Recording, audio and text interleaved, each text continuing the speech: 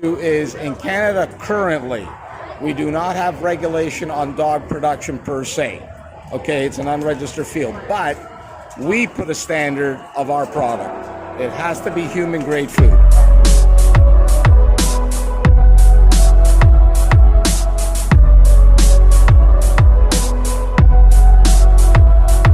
Keep doing what you are doing, keep doing that you are doing, keep doing. The world ain't written bullshit. Stop bullshitting, I'ma keep doing. Hey guys, welcome back to startuptoast.com, and today we have another entrepreneur, Yapsi.com. We have Aldo and Grace. Hello Aldo and Grace. Hello, how you doing? I'm doing fine. Hello Grace. Cheers. What does the company provide, Yapsi.com, and also what is the full form of that? We basically provide a gourmet dog food in 6 different flavors: beef, chicken, lamb, no meat, and turkey. And turkey, that's right, 6, and fish. Okay. And basically, it's an alternative, healthy dog food plan that has all the nutrients of all the products that a dog needs to be healthy. It's for a mature dog. It's not designed for puppies, but it is a product that we find the dogs really enjoy, and it really helps them out in lasting a good coat, a good life, and the veterinarians love it because the dogs aren't as sick. Awesome. Okay, so Yapsi. So what is the full form of that? The full form is Your Ultimate Pet Products Corporation. Brilliant, brilliant. So how did you come up with this idea, Grace? Well, we came up with the idea to say that we wanted a well-rounded company with giving out certain products like mutt balls, dry food, treats. So we wanted a name that covers all angles.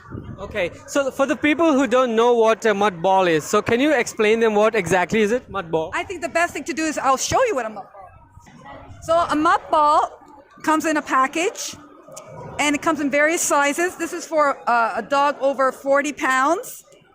I'm going to cut the label, and they are delivered frozen.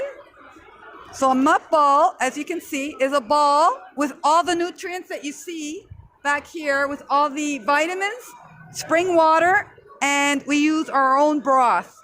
Depending on the size of the dog and what balanced meal you want to feed the dog, we find that it works really well as a nutritious balance. Okay, and as Aldo said, if your dog eats this, he doesn't have to go to a doctor, correct? As often. The dog has a well-balanced diet, has good stool movement, excellent coat, and basically doesn't have a lot of the irritations of dry skin, etc.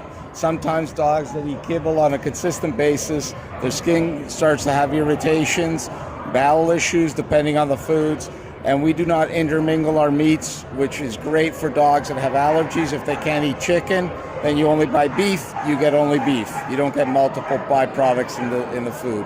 We also do not use rendering products.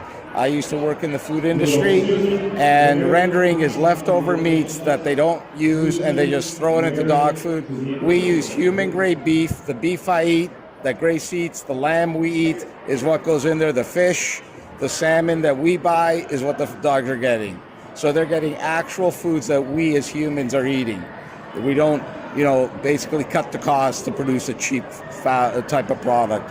We consider it gourmet because it is a little more expensive, and it's comparable to raw in the sense of pricing, but it's also a product that we developed, the mini, which is a smaller version, to use as a snack for a large dog and small dog to supplement a dog on raw food.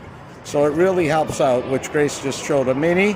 These are great as a snack product. If the family wants to go on a picnic, they throw in their picnic basket, it's frozen, and basically cut it open, let it thaw, and some dogs even eat it frozen. They play a game with it.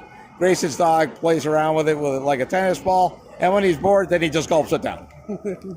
Wonderful. So where is Yapsi located, and where do you deliver in Canada? Deliver in the GTA right now. We don't deliver across Canada as of yet. We're still a startup. We're still growing slowly, trying to get customers, obviously, in the Toronto GTA area. And that's our home base. We are based in we have the plant at Steeles in Islington, and we have our head office at Prince Edward and Bloor.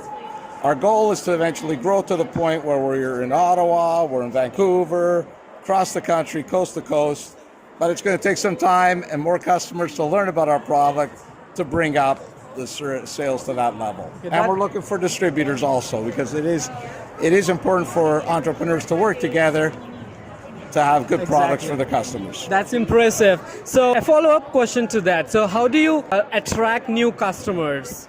Well, Grace and I have found that the best way is shows like we are here today. Present the product, let the dog decide if they like our product. So they're actually our sales force. So you give them samples, is it? We do. When they're at the show today, we have a product that we present to the dog. They gulp it down. Their owners all of a sudden, oh, they like our food. And we then present to them how they can make it work in their particular budget. Because in all fairness, all customers have budgets, and we can introduce a good supplement to their food without breaking the bank. Okay. So before starting this company, so what were the challenges that you faced for setting up this business? The challenge was to learn the recipe. We bought the recipe. We spent 6 months, ourselves and our spouses, training on how to make it. The next challenge was say, okay, how can we expand the product line? The original product line was only 4 types. We now are at 6 types. Then the other challenge was, what other change could we make? Hence, we introduced the mini mutt ball, because we found that the larger mutt ball was not conducive to large dogs. Or I should say, was not conducive to small dogs. It was only conducive to large dogs. And some customers complained, I don't want to cut it up with a knife and this and that, I don't want to handle it. So we developed the mini in experimentation and finding the right size that works, but making it easy. So 3 minis are equal to 1 regular mutt ball, and 1 regular mutt ball is 10 pounds of dog. So it doesn't matter if you got the minis in front of you or the regular, the math is easy. Got it.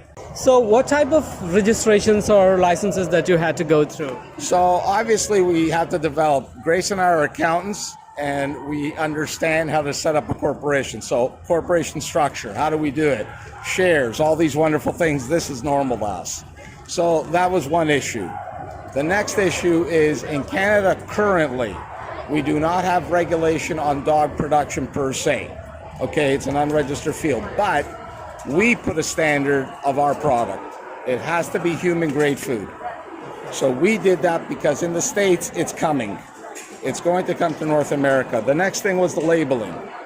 Basically, in Canada currently, you must present the label in such a way that a majority of what's in the product must come first in a pecking order. So we always produce the meat, for example, is the dominant product, hence it must be there. The other thing is our logo. It took us a few months to come up with our logo. We experimented, our colors, what is our color going to be? We wanted something that was conducive and memorable. So when a client sees the Yup emblem, they know it's Yup. And the Y, it looks like a tongue. Yes, so that was an interesting thing without boring everybody about it. I was playing with a champagne glass. Grace's husband added the tongue and said, Aldo, let's take the champagne glasses, make it a Y, and put a tongue in it. And so it's a collaborative effort by all of us. I can honestly say every single one of us had a say and experimented.